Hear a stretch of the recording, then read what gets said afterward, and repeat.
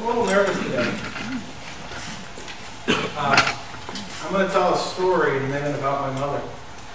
And I know she's going to watch it on YouTube later on today. So, I'm kind of nervous. If she were here, she would respond in the middle of the sermon. But since she's not here, she's going to respond on Facebook. So, if you're a friend of mine on Facebook, I encourage you to check that out later. It may be interesting. But I think I'm going to start with, I think I'm getting better at communicating with women. I think. Maybe not. On Friday, we were doing some stuff around the house, and Michelle said, "Do you mind if I put on Say Yes to the Dress?" If you don't know the show, it's about brides-to-be who go to this bridal salon and try on their dresses, and then they say yes to the dress finally, and their whole family's there. The whole show is about women trying on their wedding dress, and I've never been a fan of it. But Michelle asked that question. I thought, you know, on Sunday, today, I'm going to want to watch about 8 hours of football. And so I figured, yeah, let's watch Say Yes to the Dress. But what I didn't realize an hour later was that I was watching Say Yes to the Dress, and she wasn't in the room anymore.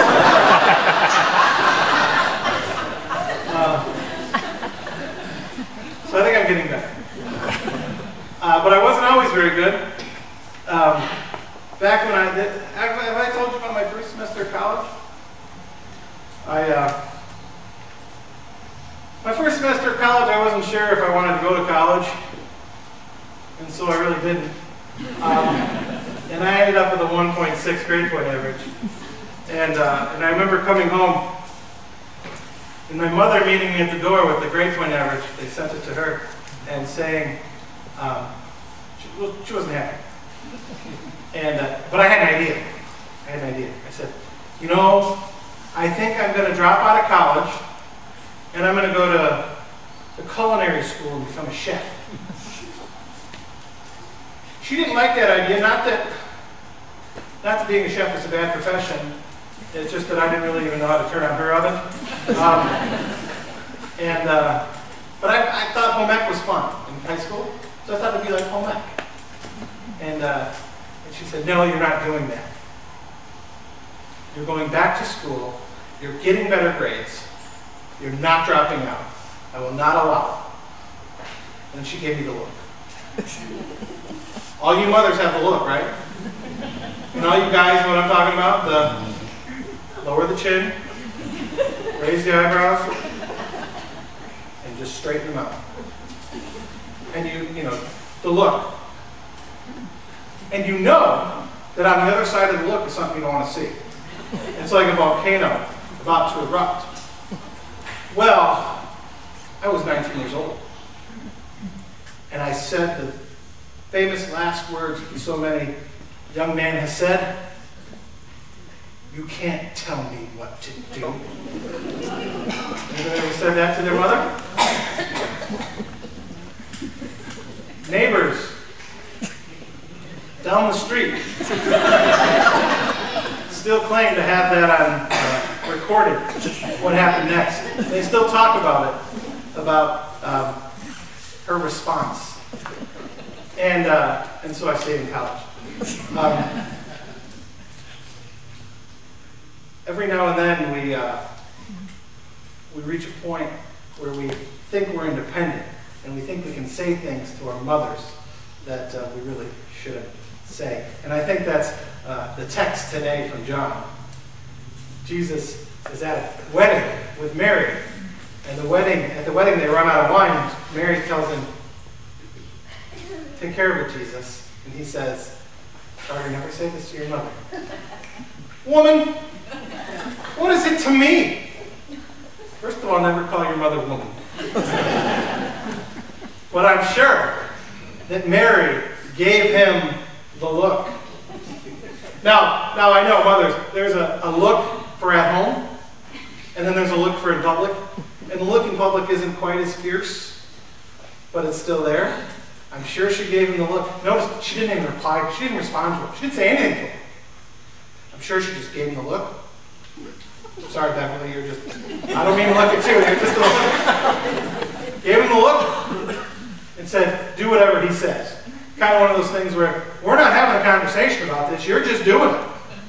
Right? You ever been there? We're not having a conversation about it, we're just doing it. But what fascinates me about this is we don't have a lot of stories of when Jesus was growing up.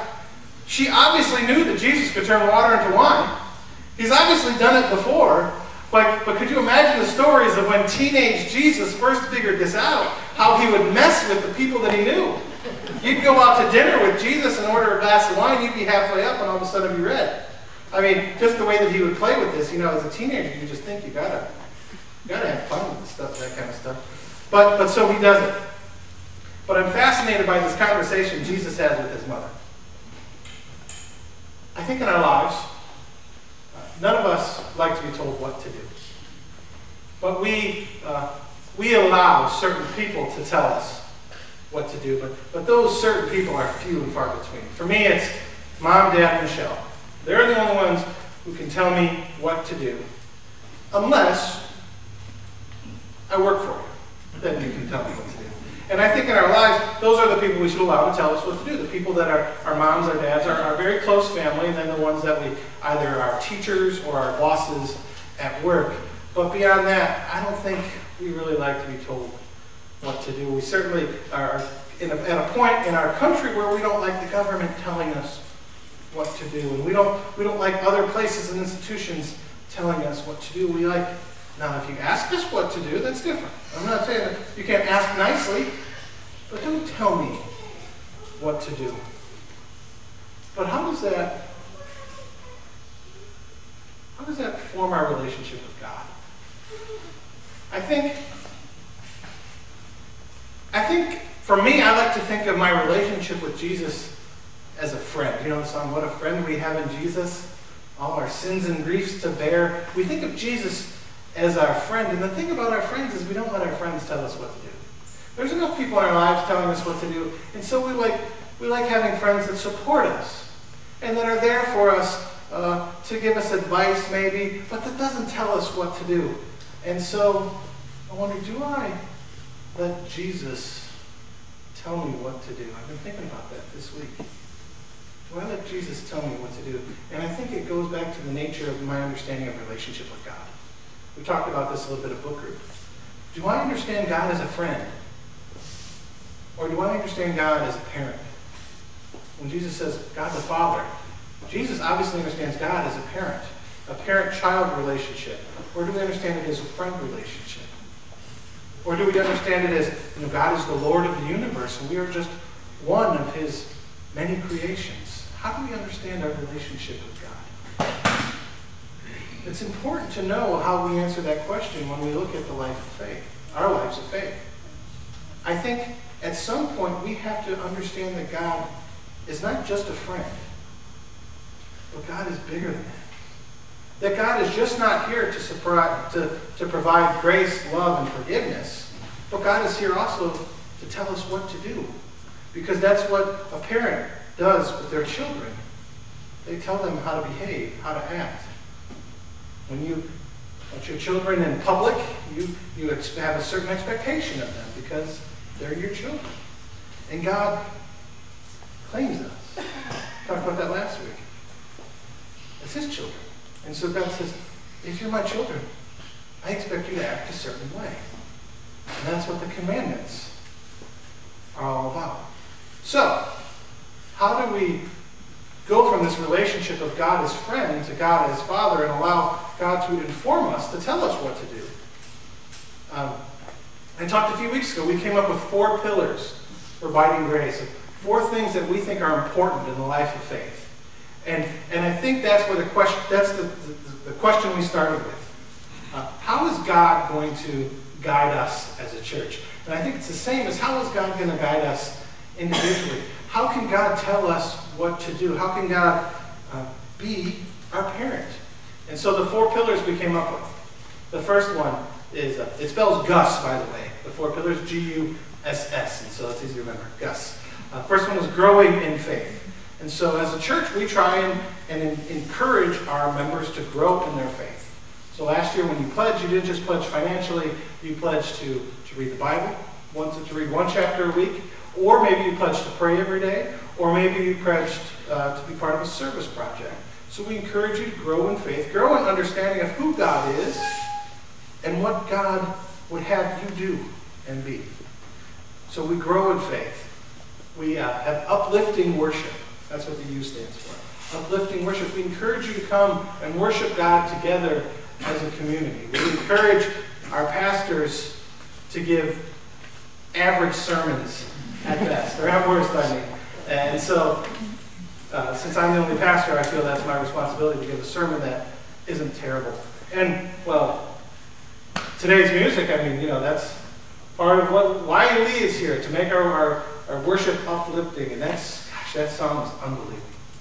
I don't know about you, but I was just sitting, I could feel holiness in that song. It made my hair on the back of my neck stand up. It was wonderful. So uplifting worship, and then supportive relationships. God calls us into supportive relationships. It's about our fellowship, getting to know. We have new members coming in today, and we really want to bring them in and welcome them in with open arms and get to know who they are and how can we support each other. How can we be in relationship with each other? That's what the New Student Ministry program is all about. Yeah. Supportive relationships, having people there when you need someone to talk to. And then finally, sent to serve. That we as a church are not just here for each other. We're just not here to be in these four walls, but to bring the message of Jesus Christ out into the world. Letting our light shine. I was thinking today, we should change that pillar from sent to serve to let it shine. Because I think but it doesn't work with Gus. It's just such a lovely message. Because the world needs to know that our God came to earth. And the world needs to know that he had a mom. And that he listened to what his mom told him to do. And the world needs to know that God who was here on earth had a dad. And that dad told him to do something he didn't want to do. And he prayed, Lord, if there's another way, take this cup from me. And his dad just ignored him. There's only one way. And then Jesus went to the cross because that was the way. Jesus went to the cross so that we would know grace, that we would know forgiveness, because we need it. Because so often we tell God, you can't tell me what to do. God said, well, I'm going to love you anyway.